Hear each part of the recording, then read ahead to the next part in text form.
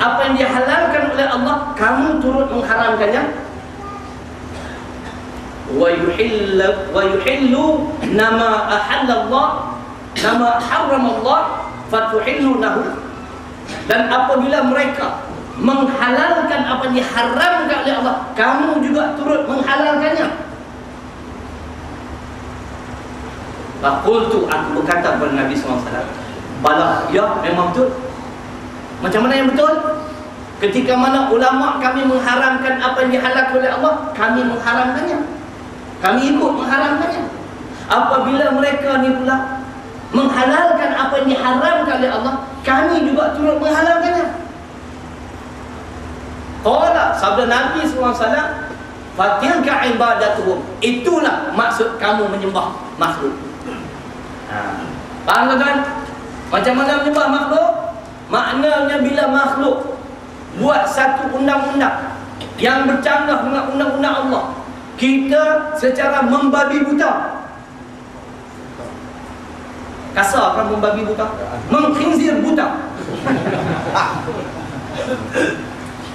Kita ikut saja, walaupun bercanggah dengan kitab-kitab. Ini dia tafsir Arab Saudi, tuan-tuan. Tuan-tuan dengar ayat saya baca tadi, ittakhadhu ahbarahum wa rubbanahum arbaban min dunillah. 639 nota kaki. Maksudnya, mereka mematuhi ajaran-ajaran orang-orang alim dan rahib-rahib mereka dengan membabi buta. Biarpun orang-orang alim dan rahib-rahib itu menyuruh membuat maksiat atau mengharamkan yang halal, ataupun sebaliknya, mengharamkan yang halal, menghalalkan yang haram, ataupun rahib-rahib, ulama-ulama ini buat undang-undang yang bercanggah dengan undang-undang Islam, kita ikut, kita patuh. Kita sudah melakukan syirik yang membatalkan akidah kita. Karena ketika itu kita sudah menyembah makhluk.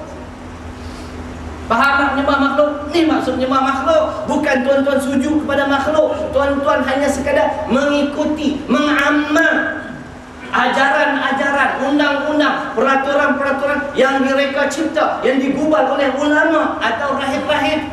Di Malaysia tak kurang juga. Zina, hukuman kepada penzina RM5,000 denda. Siapa yang bersetuju, siapa yang mengamalkan undang-undang tersebut, masuk dalam golongan manusia yang telah menyembah makhluk. Untuk setuju atau tidak? Setuju. Kalau ada ustaz-ustaz tak berani cakap berani, duduk diam. Biar Ustaz Syarilum cakap. Ini perkara akidah. Kita tak nak cakap benda remeh-temeh. Talqin bid'ah, baca Yasin bid'ah, mengubal undang-undang yang bercanggah dengan undang-undang Islam. Bukan sekadar bid'ah besar, dikhawatiri terkeluar daripada Islam. Allahu. Takkanlah ulama-ulama, ustaz-ustaz di Malaysia lebih pandai daripada Syekh Abdul Rahman Sa'di dalam mentafsirkan surah An-Nisa surah keempat ayat 65. Fala wa rabbik la yu'minun hatta yuhakkimuka fima syajara bainahum. Makna Tuhan bersumpah, kita tidak beriman selama mana kita enggan berhukum dengan hukum yang telah ditentukan oleh Allah dan Rasul. Syekh Abdul Rahman Sa'di mentafsirkan ayat ini, barang siapa beriktikad, makna meyakini tidak perlu melaksanakan undang-undang Islam, maka dia terkeluar daripada Islam. Saya tanya Syekh Muhammad Ismail Amrani, yang ulama besar tu, yang tinggal berhantaran di dengan rumah saya di Sonaa. Dua soalan, dengar baik-baik. Soalan bertulis. Saya daripada Malaysia. Saya kata, di Malaysia 50% orang Islam, 50% orang bukan Islam. Dia alim fiqh dan alim hadis, tuan-tuan. Syekh Muhammad Ismail Amrani, pemimpin negara Malaysia ini majoritinya adalah orang-orang Islam. Apakah menjadi kewajipan kepada pemimpin negara saya melaksanakan undang-undang Islam ke atas umat Islam? Dia jawab ringkas, "Naam, ya." Takkan mufti kita lebih pandai? Mufti Malaysia lebih pandai daripada Syekh Muhammad Ismail Amrani kah? Alim fiqh, alim hadis. Kita tidak menyatakan dia sempurna 100% perfect, tidak. Manusia semua ada kelemahan. Soalan kedua, adakah dalil ini dalil qat'i dalam Quran? Qat'i makna putus, yang menunjukkan kepada kita kewajiban melaksanakan undang-undang Islam. Tulis ayat Quran An-Nisa 105. bagi dia baca. Tak payah bubur baris, tak payah bagi makna. Dia retilah bahasa dia. Nak bagi makna Melayu dia tak reti. Inna anzalna ilaikal kitaba bil haqq litahkuma bainan nas bima arakallah wa la takulil khainina khasima. Ayat yang bermaksud sesungguhnya aku turunkan Al-Quran itu untuk membawa kebenaran.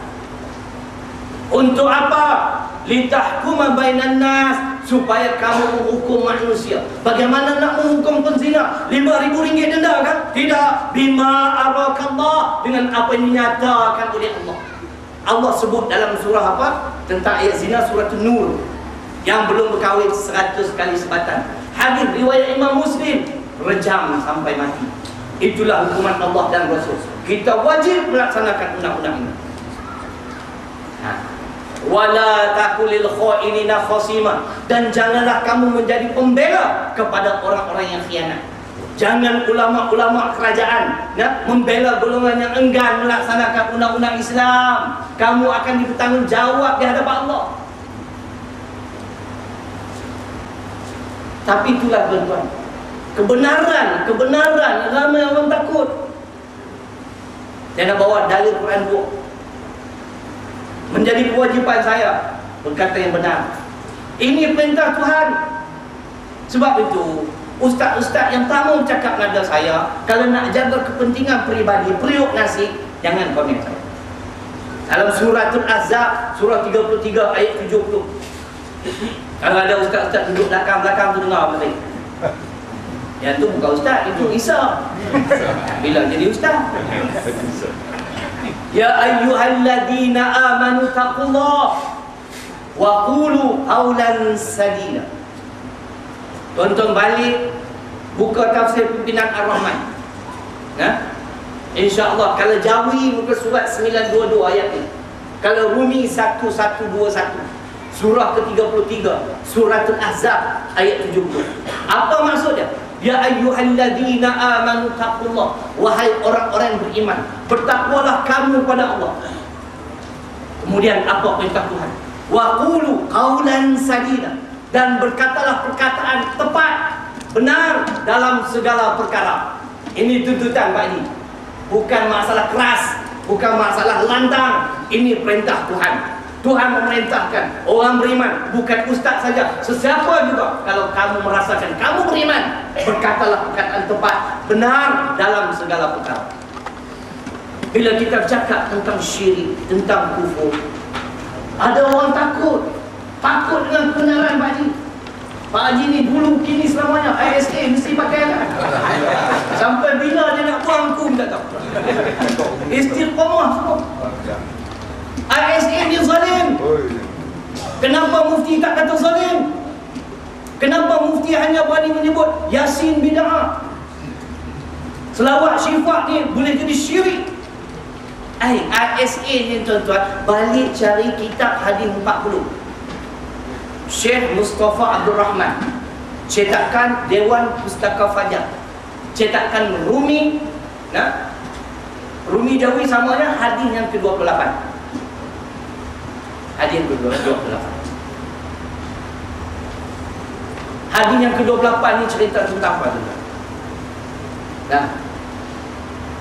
Tentang bid'ah. Muka surat 323 Rumi, 325 Jawi.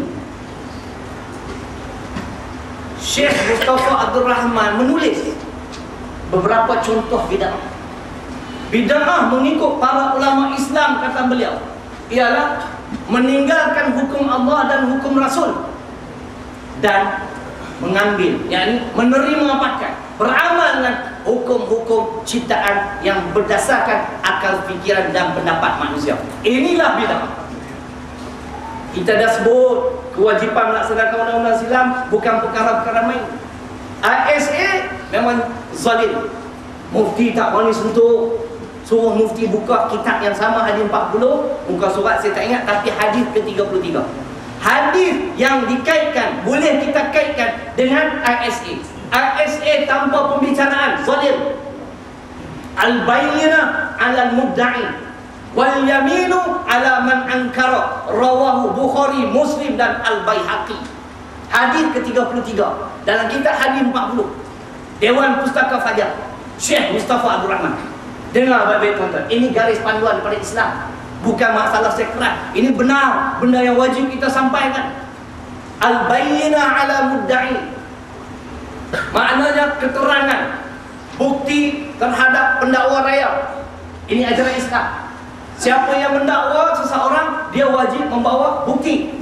Wal yaminu, dan sumpah ala man angkara, kepada orang-orang yang didakwa.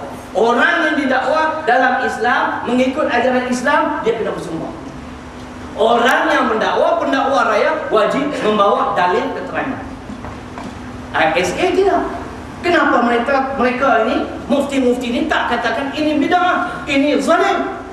Quran Al-Baqarah penghujung ayat 111, qul hatu burhanakum in kuntum shadiqin. Katakanlah kalau benar apa yang kamu dakwa, apa dalil kamu, apa keterangan kamu, apa hujah kamu. Kamu mendakwa, kamu kena bawa keterangan. Hadis sahih riwayat Imam Al-Baihaqi dan sebahagian yang ada dalam Bukhari Muslim. Inilah tuan-tuan, inilah yang saya belajar sikit-sikit di Yaman. Nabi dah sebut, Nabi dah sabda, badirul bil a'mal fitanan qatita'il lailil muslim yusbihu rajulu mu'minan wa yumsi kafiran aw yumsi mu'minan wa yusbihu kafiran yabi'u dinahu bi'aradin minad dunya. Hadis riwayat Imam Muslim, hadis sahih. Dengar baik-baik, peristiwa-peristiwa akhir zaman yang akan berlaku. Makna apa? Bersegeralah kamu beramal, kata Nabi SAW, sebelum datang malam yang gelap gelita, yakni fitnah demi fitnah akan melanda umat Muhammad SAW. Seseorang beriman di waktu pagi, tetapi di waktu petangnya menjadi kufur, atau di waktu petangnya beriman, pada pagi esoknya menjadi kufur. Limadha? Kenapa? Yabi'u dinahu bi'aradin minad dunya. Mereka telah menggadaikan agama untuk mendapat sedikit haban dunia. Agama-agama ni tuan-tuan, yang nak gadai agama tidak lain tidak bukan ulama. Nak jaga kepentingan, nak jaga kedudukan, nak glamour, maka yang haram dijadikan halal.